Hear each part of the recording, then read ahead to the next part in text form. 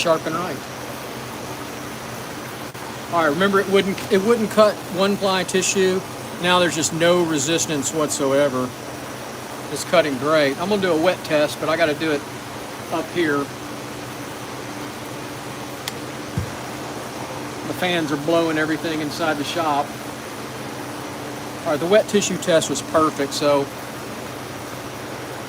let's do the hair. Hair is all that counts.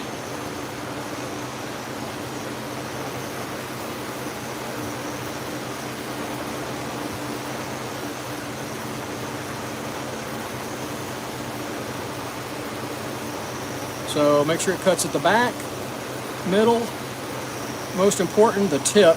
Look at that. Those girls like that tip to cut. They want to do that little fine stuff like that, and it's cutting really good. All right, there we go.